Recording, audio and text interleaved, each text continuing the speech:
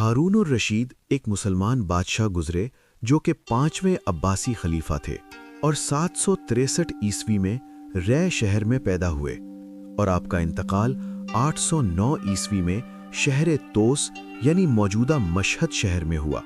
इस हारून और रशीद बादशाह का एक बेटा था जो कि बहुत कसरत से इबादत गुजार लोगों और बुजुर्गों की मजलिस में रहा करता था और अक्सर कब्रिस्तान चला जाता था।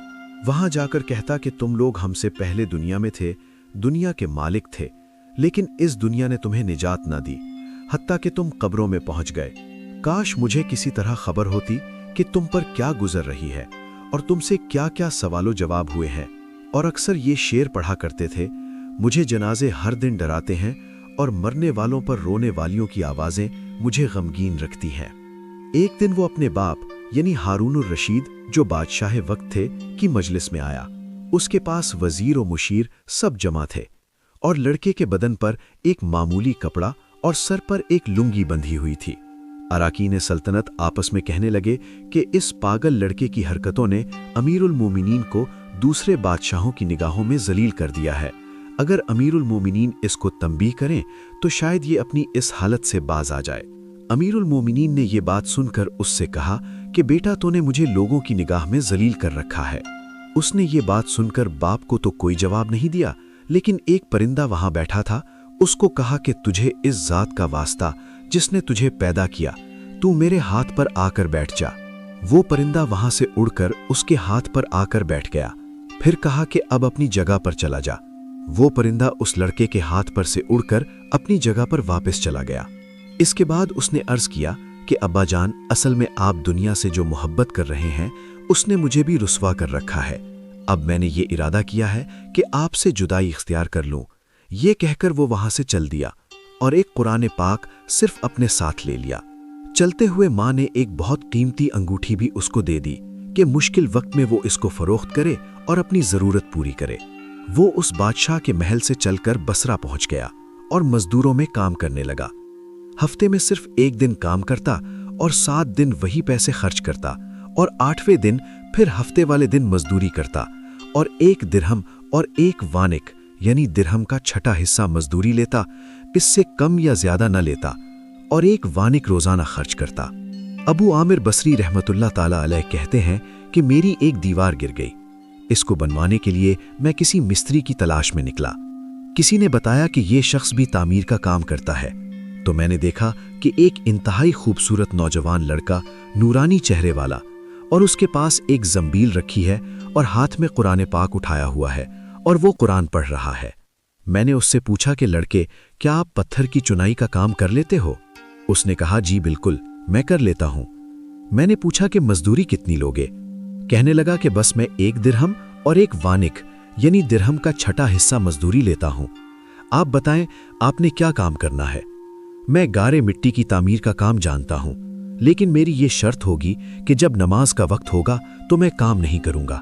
पहले नमाज पढ़ूंगा और उसके बाद फिर मैं काम शुरू कर दूंगा। अबू आमिर बसरी कहते हैं कि मैंने उससे ये तमाम शराइत सुनी, मंजूर की और उजरत तय कर ली और उसको अगले दिन काम पर लगा दिया। जब पूरा दिन गुजरा और मगरिब के वक्त मैंने घर चक्कर लगाया तो ये देखकर हैरान रह गया कि इस अकेले शख्स ने 10 आदमियों के बराबर काम किया। मुझे बड़ी हैरत हुई कि ये अकेला शख्स 10 आदमियों के बराबर काम कैसे कर सकता है। बहरहाल मैंने उसको 1 दिरहम और 1 वानिक की बजाय 2 दिरहम दिए। उसने इजाफी मजदूरी लेने से इनकार कर दिया और कहा कि नहीं, जो मजदूरी मैंने आपसे तय की थी मैं वही लूंगा। और उसने 1 दिरहम और 1 वानिक लिया और चला गया। दूसरे दिन फिर मुझे उसकी जरूरत पड़ी तो मैं उसकी तलाश में निकला। वो मुझे कहीं ना मिला। मैंने लोगों से तहकीक की कि ऐसी ऐसी सूरत का एक लड़का जो मजदूरी किया करता है, किसी को मालूम है कि वो कहाँ मिलेगा? तो लोगों ने बताया कि वो तो हफ्ते में सिर्फ 1 ही दिन काम करता है, हफ्ते वाले दिन। इसके अलावा 6 दिन वो छुट्टी पे होता है और 1 हफ्ते के दिन के अलावा वो आपको कभी भी नहीं मिलेगा और ना ही आपके काम करेगा। मुझे इसके काम से इतनी रग़बत हुई कि मैंने 6-7 दिन अपने घर का काम बंद कर दिया और हफ्ते का इंतजार किया اور ہفتے والے دن میں اس لڑکے کی تلاش میں جب نکلا تو میں نے دیکھا کہ ایک جگہ پر وہ بیٹھا قرآن پاک کی تلاوت کر رہا تھا۔ میں نے اس کو سلام کیا، اس نے سلام کا جواب دیا اور مزدوری کرنے کے لیے پوچھا۔ اس نے وہی پہلی 2 شرطیں بیان کی، میں نے منظور کر لی تو وہ میرے ساتھ آ کر کام پر لگ گیا۔ مجھے اس پر حیرت ہو رہی تھی کہ پچھلے ہفتے اس ایک بندے نے 10 بندوں جتنا کام کیسے کر لیا۔ بہرحال آج یہ میری خواہش تھی کہ میں چھپ کر دیکھوں کہ یہ کیسے کام کرتا ہے۔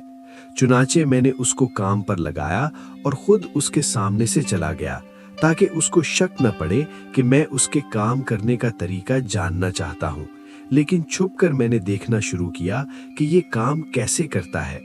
تو جب میں نے دیکھنا شروع کیا تو یہ منظر دیکھ کر حیران رہ گیا کہ وہ ہاتھ میں گارا لے کر دیوار پر ڈالتا اور پتھر اپنے آپ ہی ہوا میں اڑتے ہوئے آتے اور دیوار کے اوپر جڑتے چلے جاتے۔ مجھے یقین ہو گیا کہ یہ کوئی عام بندہ نہیں ہے بلکہ کوئی اللہ کا ولی ہے، اور اللہ کے ولیوں کے کاموں میں غیب سے مدد ہوتی ہے۔ جب شام ہوئی تو میں نے اس لڑکے کو 3 درہم مزدوری دینی چاہی، لیکن اس نے انکار کر دیا اور یہی کہا کہ میں نے جو آپ سے طے کیا تھا میں صرف اتنی ہی اجرت لوں گا، اور 1 درہم اور 1 وانق لے کر وہ چلا گیا۔ میں نے 1 ہفتہ پھر انتظار کیا اور گھر کا کام روک دیا۔ تیسرے ہفتے کو جب میں اس کی تلاش میں نکلا تو وہ مجھے نہ ملا۔ میں نے لوگوں سے پوچھا کہ اس طرح کا ایک شخص ہے جو مستریوں کا کام کرتا ہے، وہ مجھے مل نہیں رہا، وہ کہاں ملے گا؟ تو لوگوں میں سے کسی نے بتایا کہ وہ پچھلے 3 دنوں سے بیمار ہے اور فلاں جنگل میں فلاں جگہ پر وہ رہتا ہے۔ میں نے اس شخص کو اجرت دے کر اس پر راضی کیا کہ وہ مجھے اس لڑکے تک پہنچا دے جو مستریوں کا کام کیا کرتا تھا اور جنگل میں اپنا ڈیرا لگائے بیٹھا تھا۔ تو وہ شخص مجھے لے کر اس جنگل میں ویران جگہ پر پہنچا تو میں نے دیکھا کہ وہ مستری لڑکا بے ہوش پڑا ہوا تھا، آدھی اینٹ کا ٹکڑا سر کے نیچے رکھا ہوا تھا۔ میں نے اس کو سلام کیا، اس نے جواب نہیں دیا۔ جب دوسری مرتبہ میں نے سلام کیا تو اس نے آنکھ کھولی اور مجھے پہچان لیا۔ میں نے جلدی سے اس کے سر اینٹ سے اٹھا کر اپنی گود میں رکھ لیا، لیکن اس نے سر ہٹا لیا اور کہا، میرے دوست، دنیا کی نعمتوں سے دھوکہ میں نہ پڑ جانا۔ ہماری عمر ختم ہوتی چلی جا رہی ہے اور یہ نعمتیں سب ختم ہو جائیں گی۔ جب تو کوئی جنازہ لے کر قبرستان میں جائے تو یہ سوچتا رہا کر کہ تیرا بھی ایک دن اسی طرح جنازہ اٹھایا جائے گا۔ اس کے بعد اس نے مجھ سے کہا، ابو عامر، جب میری روح نکل جائے تو مجھے نہلا کر میرے اسی کپڑے میں مجھے کفن دے دینا۔ میں نے کہا کہ اس میں کیا حرج ہے کہ میں تیرے کفن کے لیے نیا کپڑا خریدوں؟ اس نے جواب دیا کہ نئے کپڑوں کے لیے زندہ لوگ زیادہ مستحق ہیں۔ یہ جواب حضرت ابو بکر صدیق رضی اللہ تعالی عنہ نے بھی دیا تھا۔ جب ان کے وصال کے وقت آیا تھا تو یہی کہا گیا تھا کہ آپ کو کس طرح کے کپڑے میں کفن دینا ہے، تو انہوں نے یہی فرمایا تھا کہ مجھے اسی پرانے کفن میں دفنا دینا، کہ نئے کپڑوں کی حاجت زندہ لوگوں کو ہوتی ہے۔ اور پھر اس مستری لڑکے نے کہا کہ یہ میری لنگی اور لوٹا قبر کھودنے والے کو مزدوری میں دے دینا، اور یہ انگوٹھی اور قرآن شریف ہارون رشید جو اس وقت کا بادشاہ ہے اس تک پہنچا دینا، اور اس کا خیال رکھنا کہ خود انہی کے ہاتھ میں دینا، کسی اور کے ہاتھ میں نہ دینا۔ اور ہارون رشید کو یہ کہنا کہ ایک پردیسی لڑکے کی یہ میرے پاس امانت تھی اور وہ آپ سے یہ کہہ گیا کہ ایسا نہ ہو کہ اسی غفلت اور دھوکہ کی حالت میں آپ کی موت آ جائے۔ یہ کہہ کر اس لڑکے کی روح نکل گئی۔ اس وقت مجھے معلوم ہوا کہ یہ لڑکا شہزادہ تھا۔ اس کے انتقال کے بعد اس کی وصیت کے مطابق میں نے اس کو دفن کر دیا اور دونوں چیزیں یعنی لنگی اور لوٹا گرکن یعنی قبر کھودنے والے مزدور کو دے دیں، اور قرآن پاک اور انگوٹھی لے کر بغداد پہنچا۔ جب قصر شاہی کے قریب پہنچا تو بادشاہ کی سواری نکل رہی تھی۔ میں ایک اونچی سی جگہ پر کھڑا ہو گیا۔ پہلے ایک بہت بڑا لشکر نکلا جس میں تقریباً 1000 گھوڑا سوار تھے۔ اسی طرح یکے بعد دیگرے 10 لشکر نکلے۔ 10ویں جتھے میں خود امیر المومنین بھی تھے۔ میں نے زور سے آواز دے کر کہا، اے امیر المومنین، آپ کو حضور اقدس صلی اللہ علیہ وآلہ وسلم کی قرابت داری کا واسطہ ذرا توقف فرما لیجئے۔ میری آواز پر انہوں نے مجھے دیکھا تو میں نے جلدی سے آگے بڑھ کر کہا کہ میرے پاس ایک پردیسی لڑکے کی یہ امانت ہے، جس نے مجھے یہ وصیت کی تھی کہ یہ دونوں چیزیں آپ تک پہنچا دوں۔ بادشاہ نے ان کو دیکھ کر پہچان لیا، تھوڑی دیر سر جھکایا اور پھر بادشاہ کی آنکھوں سے آنسو جاری ہو گئے اور ایک دربان سے کہا کہ اس شخص کو اپنے ساتھ رکھو، جب میں واپسی پر بلاؤں تو میرے پاس پہنچا دینا۔ جب وہ باہر سے واپس مکان پر پہنچے تو محل کے پردے گرا کر دربان سے کہا، اس شخص کو بلا کر لاؤ، اگرچہ وہ میرا غم ہی تازہ کرے گا۔ دربان میرے پاس آیا اور کہنے لگا کہ امیر المومنین نے تمہیں بلایا ہے۔ اس بات کا خیال رکھنا کہ امیر پر اس صدمہ کا بہت اثر ہے۔ اگر تم 10 باتیں کرنا چاہتے ہو تو 5 پر ہی اکتفا کرنا۔ یہ کہہ کر وہ مجھے امیر المومنین یعنی ہارون الرشید کے پاس لے گیا۔ اس وقت بادشاہ ہارون الرشید بالکل تنہا بیٹھے تھے۔ مجھ سے فرمایا کہ میرے قریب آ جاؤ۔ میں قریب جا کر بیٹھ گیا۔ کہنے لگے، تم میرے اس بیٹے کو جانتے ہو؟ میں نے کہا، جی ہاں، میں ان کو جانتا ہوں۔ کہنے لگے، وہ کیا کام کیا کرتا تھا؟ میں نے کہا، گارے مٹی کی چنائی کیا کرتا تھا۔ کہنے لگے، تم نے بھی مزدوری پر کوئی کام اس سے کروایا؟ میں نے کہا، جی، کرایا ہے۔ کہنے لگے، تمہیں اس کا خیال نہ آیا کہ اس کی حضور صلی اللہ علیہ وآلہ وسلم سے قرابت تھی؟ کیونکہ یہ لوگ حضور صلی اللہ علیہ وآلہ وسلم کے چچا حضرت عباس رضی اللہ تعالی عنہ کی اولاد میں سے ہیں۔ میں نے کہا، اے امیر المومنین، پہلے اللہ پاک جل جلالہ سے معافی چاہتا ہوں، اس کے بعد آپ سے معذرت خواہ ہوں۔ مجھے اس وقت اس کا علم ہی نہ تھا کہ یہ کون ہے۔ مجھے ان کے انتقال کے وقت ان کا حال معلوم ہوا۔ کہنے لگے کہ تم نے اپنے ہاتھ سے اس کو غسل دیا؟ میں نے کہا، جی ہاں۔ کہنے لگے، اپنا ہاتھ میرے قریب لاؤ۔ میرا ہاتھ لے کر بادشاہ نے اپنے سینے پہ رکھ دیا اور چند شعر پڑھے جن کا ترجمہ کچھ یوں ہے، اے وہ مسافر جس پر میرا دل پگھل رہا ہے اور میری آنکھیں اس پر آنسو بہا رہی ہیں، اے وہ شخص جس کا مکان یعنی کہ قبر دور ہے لیکن اس کا غم میرے قریب ہے، بے شک ہر اچھے سے اچھے عیش کو موت ختم کر دیتی ہے۔ وہ مسافر ایک چاند کا ٹکڑا تھا اور اس کا چہرہ جو خالص چاندی کی ٹہنی پر تھا یعنی اس کے بدن پر، بس چاند کا ٹکڑا بھی قبر میں پہنچ گیا اور چاندی کی ٹہنی بھی قبر میں پہنچ گئی۔ اس کے بعد ہارون الرشید نے بصرہ اس کی قبر پر جانے کا ارادہ کیا۔ ابو عامر رحمۃ اللہ علیہ ساتھ تھے۔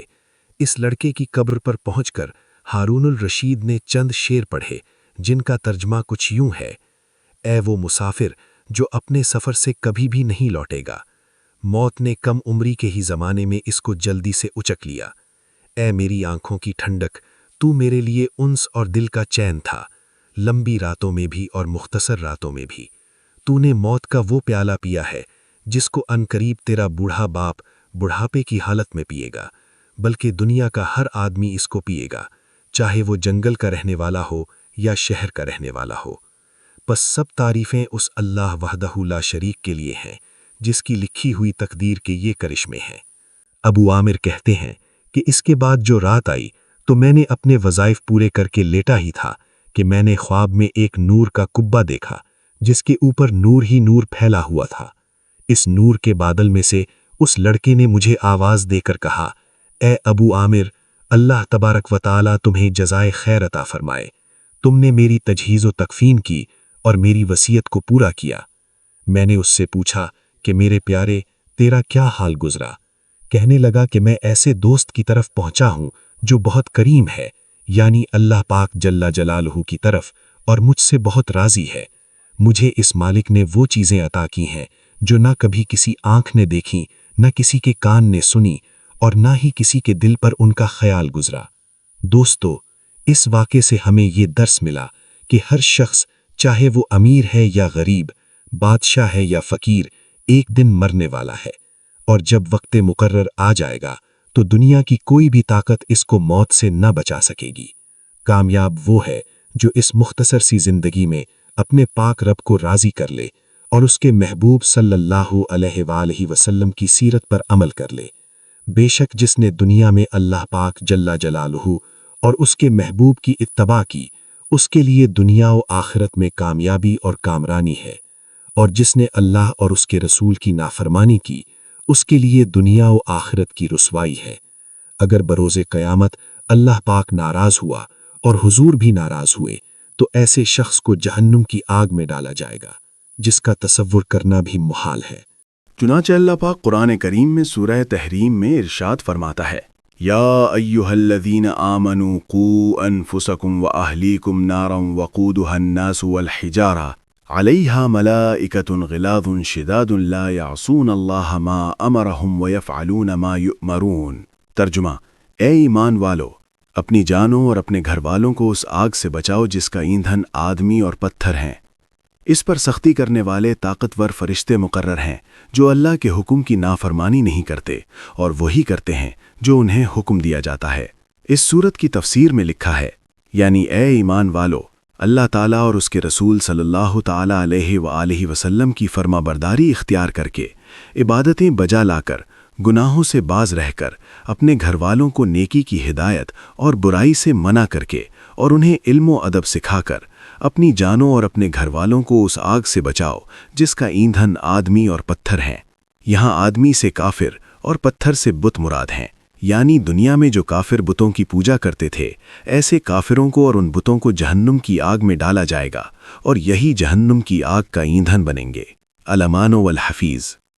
اور یہ کہ جہنم کی آگ بہت ہی شدید حرارت والی ہے، اور جس طرح دنیا کی آگ لکڑی وغیرہ سے جلتی ہے، جہنم کی آگ اس طرح نہیں جلتی، بلکہ ان چیزوں یعنی کافروں اور بتوں سے جلتی ہے جن کا ذکر کیا گیا ہے۔ مزید فرمایا کہ جہنم پر ایسے فرشتے مقرر ہیں کہ جو جہنمیوں پر سختی کرنے والے اور انتہائی طاقتور ہیں، اور ان کی طبیعتوں میں رحم نہیں۔ وہ اللہ تعالیٰ کے حکم کی نافرمانی نہیں کرتے اور وہی کرتے ہیں جو انہیں حکم دیا جاتا ہے۔ اس آیت سے معلوم ہوا کہ جہاں مسلمان پر اپنی اصلاح کرنا ضروری ہے، وہیں اہل خانہ یعنی اپنے خاندان والوں کی اسلامی تعلیم و تربیت کرنا بھی اس پر لازم ہے۔ لہٰذا ہر مسلمان کو چاہیے کہ وہ اپنے بیوی بچوں اور گھر میں جو افراد اس کے ماتحت ہیں، ان سب کو اسلامی احکامات کی تعلیم دے یا دلوائے، یوں ہی اسلامی تعلیمات کے سائے میں ان کی تربیت بھی کرے تاکہ یہ بھی جہنم کی آگ سے محفوظ رہیں۔ اسی سلسلے میں چند احادیث آپ کی خدمت میں پیش کرتا ہوں۔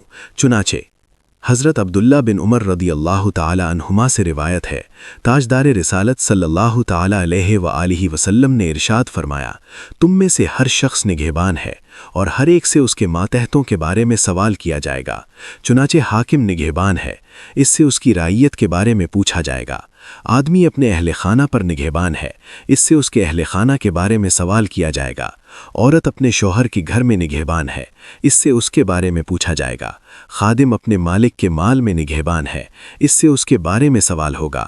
آدمی اپنے والد کے مال میں نگہبان ہے، اس سے اس کے بارے میں سوال ہوگا۔ الغرض تم میں سے ہر شخص نگہبان ہے، اس سے اس کے ماتحتوں کے بارے میں سوال ہوگا۔ بخاری کتاب الجمعہ باب الجمعۃ فی القری والمدن۔ اسی طرح ایک اور حدیث میں ارشاد ہوتا ہے، حضرت عبداللہ بن عمر رضی اللہ تعالی عنہما سے روایت ہے، سید المرسلین صلی اللہ تعالی علیہ وآلہ وسلم نے ارشاد فرمایا، اپنی اولاد کو 7 سال کی عمر میں نماز پڑھنے کا حکم دو، اور جب وہ 10 سال کے ہو جائیں تو انہیں مار کر نماز پڑھاؤ اور ان کے بستر الگ کر دو۔ ابو داؤد کتاب الصلاۃ باب متی یؤمر الغلام بالصلاۃ۔ اسی طرح ایک اور حدیث میں ارشاد ہوتا ہے، حضرت ابو ہریرہ رضی اللہ تعالی عنہ سے روایت ہے، رسول کریم صلی اللہ تعالی علیہ وآلہ وسلم نے ارشاد فرمایا، اللہ تعالیٰ اس شخص پر رحم فرمائے جو رات میں اٹھ کر نماز پڑھے اور اپنی بیوی کو بھی نماز کے لیے جگائے، اگر وہ نہ اٹھے تو اس کے منہ پر پانی کے چھینٹے مارے۔ اللہ تعالیٰ اس عورت پر رحم فرمائے جو رات کے وقت اٹھے پھر نماز پڑھے اور اپنے شوہر کو جگائے، اگر وہ نہ اٹھے تو اس کے منہ پر پانی کے چھینٹے مارے۔ پانی کے چھینٹے مارنے کی اجازت اس صورت میں ہے جب جگانے کے لیے بھی ایسا کرنے میں خوش طبعی کی صورت ہو یا دوسرے نے ایسا کرنے کا کہا ہو۔ اللہ تعالی ہمیں اپنے اہل خانہ کی صحیح اسلامی تعلیم و تربیت کرنے کی توفیق عطا فرمائے، آمین۔ یہاں اسی آیت سے متعلق ایک حکایت ملاحظہ ہو۔ چنانچہ حضرت منصور بن عمار رضی اللہ تعالی عنہ فرماتے ہیں، میں نے حج کیا اور سفر کے دوران کوفہ کے ایک سرائے میں ٹھہرا، پھر میں ایک اندھیری رات میں باہر نکلا تو آدھی رات کے وقت کسی کی درد بھری آواز سنی اور وہ یوں کہہ رہا تھا، اے اللہ عز و جل، تیری عزت و جلال کی قسم، میں نے جان بوجھ کر تیری نافرمانی اور مخالفت نہیں کی، اور مجھ سے جب بھی تیری نافرمانی ہوئی میں اس سے ناواقف نہیں تھا، لیکن خطا کرنے پر میری بدبختی نے میری مدد کی اور تیری ستاری کی امید نے مجھے گناہ پر ابھارا، اور عشق میں نے اپنی نادانی کی بنا پر تیری نافرمانی اور مخالفت کی، تو اب تیرے عذاب سے مجھے کون بچائے گا؟ اگر تو نے مجھ سے اپنی رحمت و عنایت کی رسی کاٹ لی تو میں کس کی رسی کو تھاموں گا؟ جب وہ اپنی اس التجا سے فارغ ہوا تو میں نے قرآن مجید کی یہ آیت تلاوت کی، یا ایھا الذین آمنوا قوا انفسکم واہلیکم نارا وقودھا الناس والحجارہ علیہا ملائکۃ غلاظ شداد لا یعصون اللہ ما امرہم ویفعلون ما یؤمرون۔ ترجمہ: اے ایمان والو، اپنی جانوں اور اپنے گھر والوں کو اس آگ سے بچاؤ جس کا ایندھن آدمی اور پتھر ہے، اس پر سختی کرنے والے طاقتور فرشتے مقرر ہیں جو اللہ کے حکم کی نافرمانی نہیں کرتے اور وہی کرتے ہیں جو انہیں حکم دیا جاتا ہے۔ پھر میں نے ایک شدید حرکت سنی اور اس کے بعد کوئی آواز نہ سنائی دی۔ میں وہاں سے چلا گیا اور دوسرے دن اپنی رہائش گاہ میں لوٹا تو وہاں ایک جنازہ رکھا ہوا تھا۔ میں نے وہاں موجود ایک بوڑھی خاتون سے میت کے بارے میں پوچھا اور وہ مجھے نہیں جانتی تھی۔ اس نے کہا کہ رات کے وقت یہاں سے ایک مرد گزرا، اس وقت میرا بیٹا نماز پڑھ رہا تھا۔ اس مرد نے قرآن مجید کی ایک آیت پڑھی جسے سن کر میرے بیٹے کا انتقال ہو گیا۔ مستدرک کتاب التفسیر، تفسیر سورۃ التحریم، حکایت اخری فی خشیت اللہ تعالی۔ دوستو، امید ہے آج کی ویڈیو سے آپ نے دنیا کی حقیقت اور آخرت کی اہمیت کو صحیح معنوں میں سمجھ لیا ہوگا۔ اللہ پاک ہم سب کو اپنی اور اپنے محبوب کی سچی محبت نصیب فرمائے اور ہمیشہ اپنا اور اپنے محبوب کا تابعدار اور وفادار رکھے، اور ہم سب کو عذاب قبر اور جہنم کی آگ سے بچائے، آمین یا رب العالمین۔